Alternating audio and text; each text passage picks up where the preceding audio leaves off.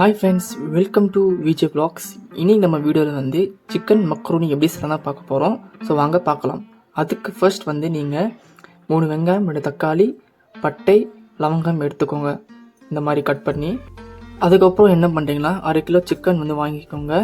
வாங்கிட்டு நல்லா கழுவி இந்த மாதிரி வச்சுக்கோங்க. அதுக்கப்புறம் ஸ்டவ் ஆன் பண்ணிக்கோங்க. ஸ்டவ் ஆன் பண்ணிட்ட பிறகு 2 ஸ்பூன் வந்து எண்ணெயை போட்டுக்கோங்க.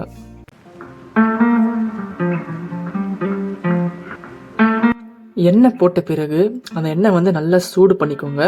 அந்த சூடு பண்ணிட்ட பிறகு என்ன பண்ணணும்னா, நம்ம எடுத்து வச்சோம் பார்த்தீங்களா, லவங்கம் பட்டை அதெல்லாம் போட்டுருங்க.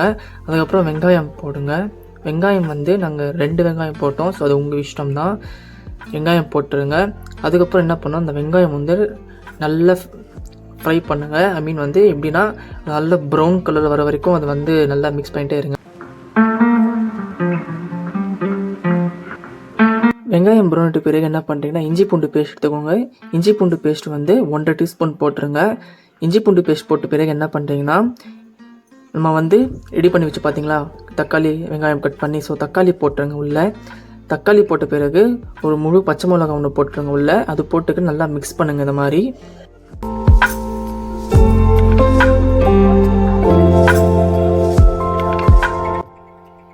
அது போட்ட பிறகு கொத்தமல்லி இந்த மாதிரி உரிச்சு உள்ளே போட்டுருங்க. அது உள்ளே போட்ட பிறகு புதினாவை கொஞ்சம் உள்ளே போடுங்க. உள்ளே போட்டு எல்லாம் நல்லா அதை மிக்ஸ் பண்ணுங்கள். இந்த மாதிரி நல்லா மிக்ஸ் பண்ணணும்.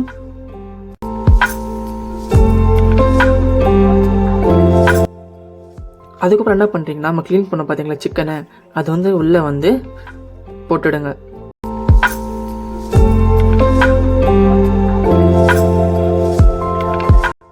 சிக்கன் போட்ட பிறகு என்ன பண்ணுறீங்கன்னா, 1.5 டீஸ்பூன் வந்து மஞ்சாத்தூள் போடுங்க. அதுக்கப்புறம் என்ன பண்ணுறீங்கன்னா, 2 ஸ்பூன் வந்து தனியாத்தூள் போட்டுடுங்க. தனியாத்தூள் போட்ட பிறகு 1.5 டீஸ்பூன் வந்து மிளகாத்தூள் போட்டுக்கோங்க. உங்கள் காரைக்கு ஏற்ற மாதிரி மிளகாத்தூள் ஆட் பண்ணிக்கோங்க. அதுக்கப்புறம் என்ன பண்ணுறீங்கன்னா, உப்பு வந்து 1 ஸ்பூன் உப்பு போட்டுருங்க. மசாலாலாம் போட்ட பிறகு 2 கிளாஸ் அளவு வந்து தண்ணி போடுங்க உள்ள.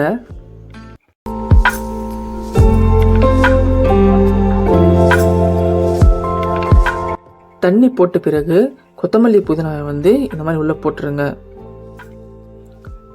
கொத்தமல்லி புதினா போட்ட பிறகு என்ன பண்ணுறீங்கன்னா, இந்த மாதிரி மிக்ஸ் பண்ணிவிடுங்க. இந்த மிக்ஸ் பண்ணிட்ட பிறகு இதுக்கப்புறமா தான் நாங்கள் பாஸ்தாவே போடுவோம். நாங்கள் வந்து கோதுமை பாஸ்தா மக்ரோனி யூஸ் பண்ணுறோம். ஸோ அதுதான் இது ரொம்ப டேஸ்ட்டாக இருக்கும். உங்கள் வீட்டில் எந்த மக்ரோனி இருந்தாலும் ஓகே, அது யூஸ் பண்ணிக்கோங்க. அதுக்கப்புறம் வந்து நல்லா இந்த மாதிரி வந்து பாஸ்தாவை உள்ளே வந்து அந்த ஸ்டஃப்புக்குள்ளே போட்டுடுங்க. நம்ம ரெடி பண்ணோம் பார்த்தீங்களா குக்கரில், அந்த ஸ்டஃப்புக்குள்ளே இறுக்கி போட்டுடுங்க.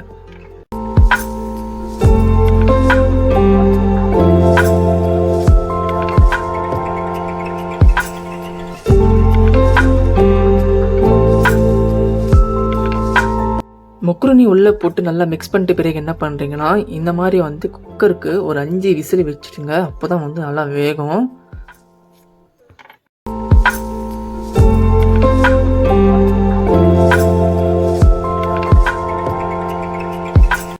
அஞ்சு விசில் வந்த பிறகு குக்கர் மூடி நாங்கள் எடுத்துட்டோம்.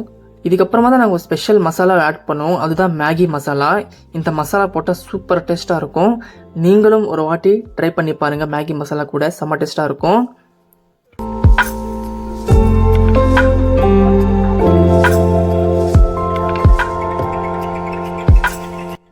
மேகி மசாலா போட்ட பிறகு நல்லா வந்து இந்த மாதிரி மிக்ஸ் பண்ணி விட்டுடுங்க.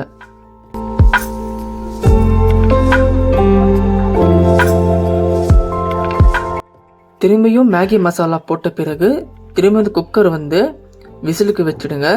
3 or 4 விசிலுக்கு வைங்க.